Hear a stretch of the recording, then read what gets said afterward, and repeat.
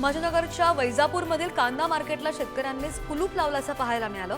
लिलावात बाजारभावाच्या तुलनेत कांद्याला 400 ते 500 रुपये भाव कमी देण्यात येत होता आणि त्यामुळे मार्केटच्या मुख्य गेटला कुलूप लावत कांद्याला बाजारभावाप्रमाणे दर देण्याची मागणी शेतकऱ्यांनी केली।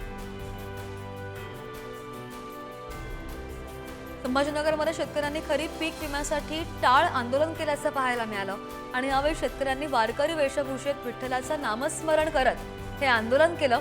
शांततेच्या मार्गाने आंदोलन करत पीक विमा देण्याची मागणी शासनाला त्यांनी केलेली आहे। 2 महिन्यांच्या तुलनेमध्ये मोसंबीच्या दरामध्ये चांगली वाढ झालेली आहे। पैठणच्या पाचोडच्या बाजारामध्ये मोसंबीला प्रति टन 23,000 रुपयांपर्यंतचा दर मिळतोय।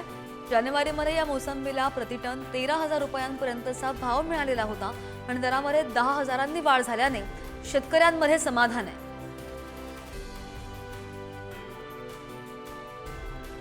महाराष्ट्रामध्ये यावर्षी 18 मार्च 2025 रोजीपर्यंत सीसीआयच्या माध्यमातून 44 लाख क्विंटल कापसाची खरेदी पूर्ण झाली आहे। हमी भावाने कापूस विक्री पूर्ण करण्यासाठी 15 मार्च पर्यंत शेतकऱ्यांना मुदत देण्यात आलेली होती आणि ही विक्री आता पूर्ण झाली आहे।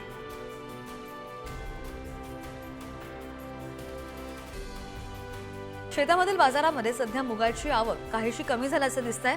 मात्र यंदा देशामध्ये मुगाचं उत्पादन आणि आयात वाढलेली आहे। मुगाला मागणी असली तरी भाव पातळी आजही हमी भावापेक्षा कमीच आहे। देशामधील बाजारामध्ये सध्या मुगाला सरासरी प्रति क्विंटल 6,500 ते 7,500 रुपयांच्या दरम्यान भाव मिळतोय।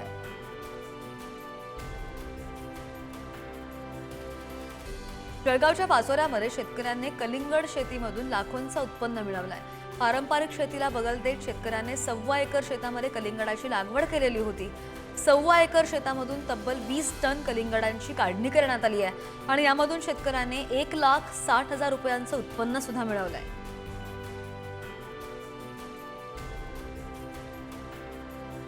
खानदेशामध्ये काबुली हरभरा पिकाच्या क्षेत्रात मोठी वाढ होतीये आणि यंदा सुमारे 28 ते 30,000 हेक्टरवर काबुली हरभऱ्याची पेरणी सुद्धा झाली आहे। या हरभऱ्याला गुजरातसह मध्य प्रदेशच्या बाजारपेठांमध्ये सुद्धा मोठी मागणी आहे। इतर जातींच्या हरभऱ्याच्या तुलनेमध्ये काबुली हरभऱ्याला चांगली मागणी आहे।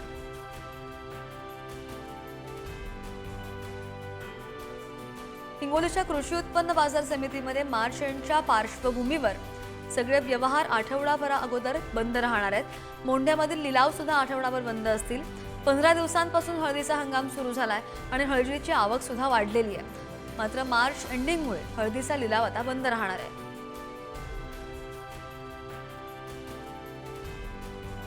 वाशिम जिल्ह्यामधील शेतकऱ्यांच्या पीक नुकसानीसाठी निधी मंजूर झालेला आहे। ऑगस्ट आणि सप्टेंबर 2024 दरम्यान झालेल्या अतिवृष्टीमुळे खरीप पिकांचं मोठं नुकसान झालेलं होतं। तब्बल 7 महिन्यांनंतर अखेर शासनानं मदत जाहीर केली आहे आणि आता हा निधी लवकरात लवकर मिळावा अशी अपेक्षा शेतकरी व्यक्त करतायत। जालन्यामधील घनसावंगी तालुक्यामध्ये ऊस पिकावर लोकरी मावा रोगाचा प्रादुर्भाव पाहायला मिळाला आणि यामुळे ऊस उत्पादक शेतकरी चिंतेमध्ये आहेत। या रोगाचं कीटक ऊसाच्या शेंड्यावर आक्रमण करत असून यामुळे ऊसाच्या पिकाचं मोठं नुकसान होण्याची शक्यता आहे। रोग व्यवस्थापनासंदर्भात कृषी विभागाने मार्गदर्शन करण्याची मागणी आता शेतकरी करतायत।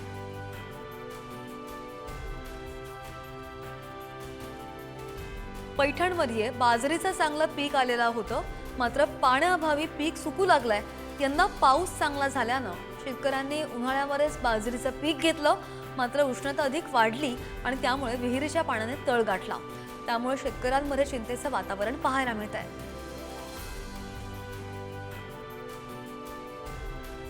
पुण्यातील भिगवणमध्ये रत्नागिरी आणि देवगड हापूस आंबा दाखल झालेला आहे। विक्री अगोदर व्यापारी आणि ग्रामस्थांनी आंब्याचं पूजन केलं।